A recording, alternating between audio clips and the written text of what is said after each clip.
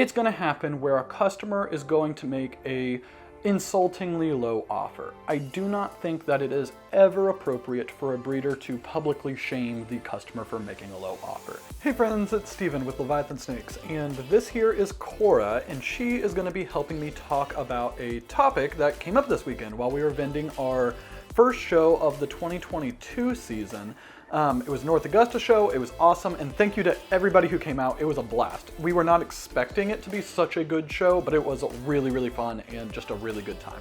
But anyways, while we were there, we were talking to a couple people, and one of the topics that came up is what is appropriate for negotiating when it comes to the reptile breeding world. So we wanted to talk about it. Now, quick disclaimer, this is our opinion. This is like, if you guys were going to negotiate with us, here's how we kind of feel that it is appropriate. Different breeders have different opinions and different customers have different opinions. So this isn't an end-all be-all, but if you want to hear our thoughts on what's appropriate to negotiate or how to negotiate or anything like that when it comes to buying a ball python, stay tuned. First thing that we want to do is that we want to recognize that there are two competing interests when it comes to negotiating a ball python sale, and that is the breeder or the seller. It doesn't necessarily have to be the person who bred the animal, but the person who's selling it.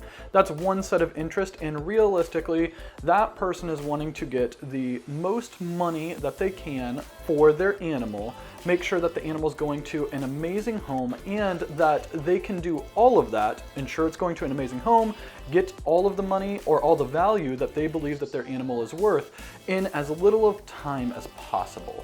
So if you could get, let's say that we were selling a sunset and somebody wanted to buy a sunset for full retail value, $5,000, but that they needed a 2-year payment plan, realistically, that's not going to be a deal that most breeders, if any breeders, probably going to take.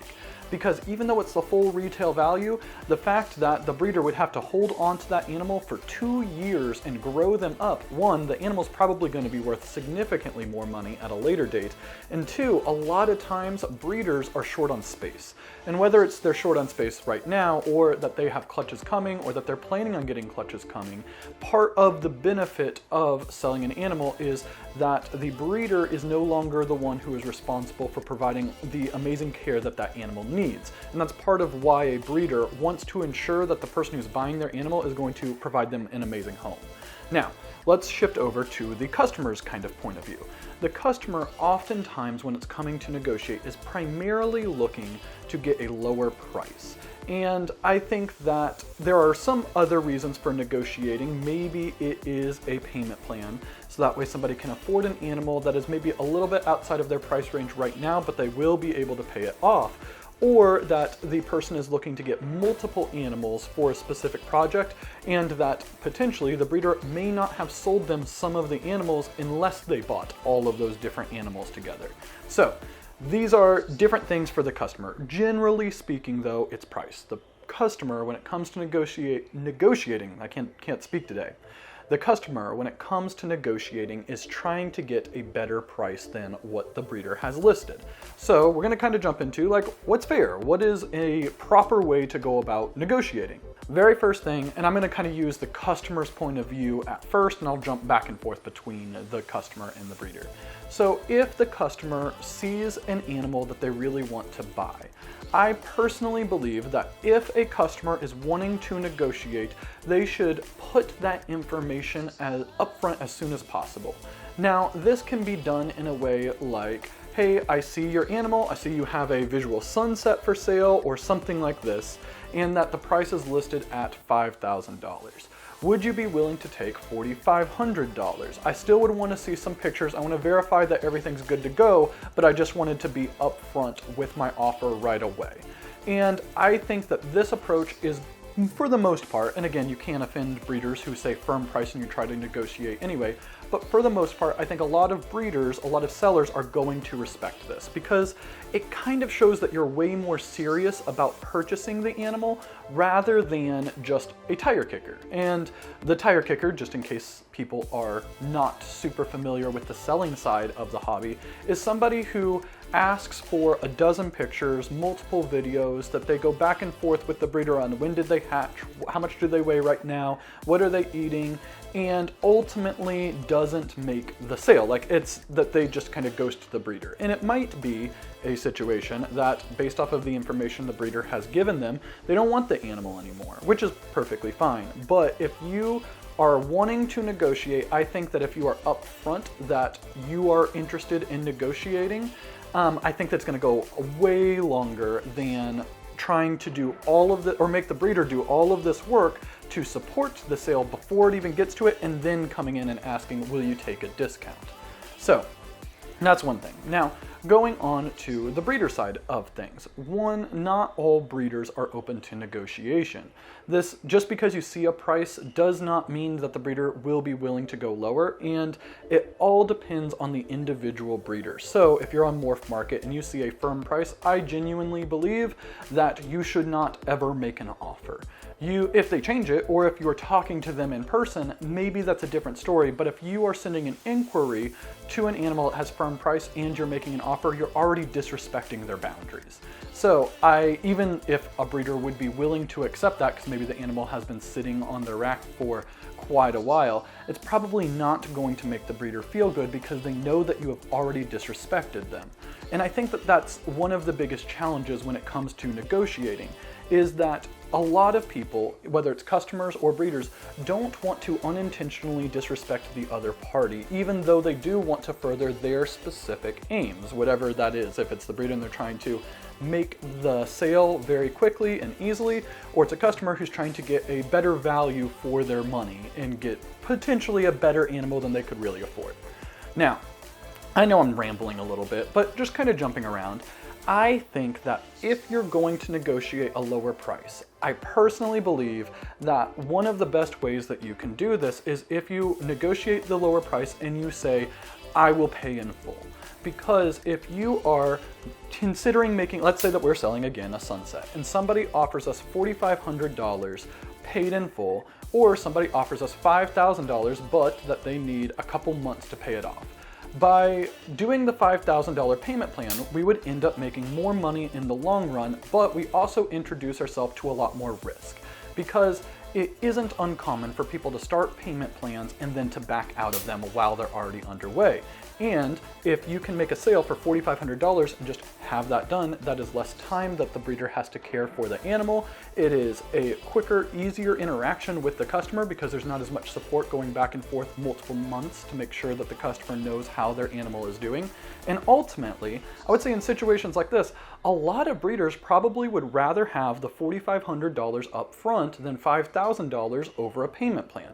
So my advice is, if you're going to ask for a discount in any shape, way, or form, you cannot also ask for a payment plan. It can be one or the other kind of thing. Is if the breeder is going to work with you by extending out a payment plan when they're going to tell other people, no, you cannot buy this animal, even if they are willing to pay up front, because they're already on hold for you based off of a payment plan, you should not also expect the breeder to give you a discount, because the breeder is losing out on potential opportunities and it's costing them more time and effort to make that sale over a long period of time. Now, again, this does not mean that if you do a payment plan, no breeder is going to give you a discount, but you shouldn't expect a breeder to give you a discount and do a payment plan, is kind of what I'm saying on this. Next one is that when you are trying to figure out, like, what is the final price, I think that it is perfectly acceptable to offer about 20%-ish lower than what the asking price is. That does not mean that the breeder is going to accept it, though. If they had just posted the animal and the breeder believes that that animal is going to sell very quickly and you offer 20%, they might say, no, actually I'm not open to negotiation right now on this animal. They might be open to negotiations on other animals that maybe have been sitting on Morph Market for 6 months, but that's part of the thing. But I feel like that nobody's going to be like genuinely offended as long as they're open to negotiation and you offer about 20% less. That doesn't mean that you can't offer less than that, but you are going to start running the risk of offending the breeder. Now, beyond the offering 20% less, something else that I think is often negotiated is shipping. And personally, I think that shipping becomes less of an issue the higher your price point is. If you're trying to buy a $200 animal, shipping is going to cost you between $50 and $100, or going to cost the breeder between $50 and $100, even if they don't charge all of the shipping to you. They might eat some of the cost. So if you're asking for a discount on a $200 animal and asking for free shipping, I can almost guarantee you they're going to say no. Because by the end of all of that transaction that's going on, the breeder isn't going to make pretty much any money at all on the animal. And if they're a breeder who's trying to do it as a business, or not even so much as a business, but just trying to get compensated for all the work and effort that they've put into producing that animal, selling the animal for essentially nothing isn't really a viable option long term. It might happen every now and then if like a breeder really needs to make some space, but overall, I think that if you are working in the sub $500 mark, you can ask for a discount or you can ask for free shipping, but you can't ask for both. If the free breeder offers both, fantastic. But that's kind of like my thoughts on free shipping / a discount, and it just kind of depends on what do you think is ultimately going to be better for you. When you're moving over, I would say the $1,000 mark, the shipping isn't as much of an issue. You can ask for a discount and ask for free shipping because the total price of the animal is getting to the point where $50, $60, $70 in shipping isn't that big of a deal. For example, if you were going to buy a visual sunset, no matter what, we're not going to charge shipping. And because a visual sunset is so much money that $50, $60, $70 doesn't really matter that much. Jumping back into it, as I was saying, that once you move over the $1,000 price threshold, I think that it is reasonable to ask for a discount and free shipping. But again, it just kind of all depends on exactly what is the animal and what's going on, like in the situation. So moving away from price, we're going to move kind of towards the breeder mindset. Breeders give discounts to people when it is an animal that they essentially need to move out. You see this a lot when like hatchlings are starting to come in for a season, is that breeders will do big sales or offer big discounts on all of the hatchlings that were left over from the season before. I also think that breeders end up giving discounts for people that they want to do repeat business with.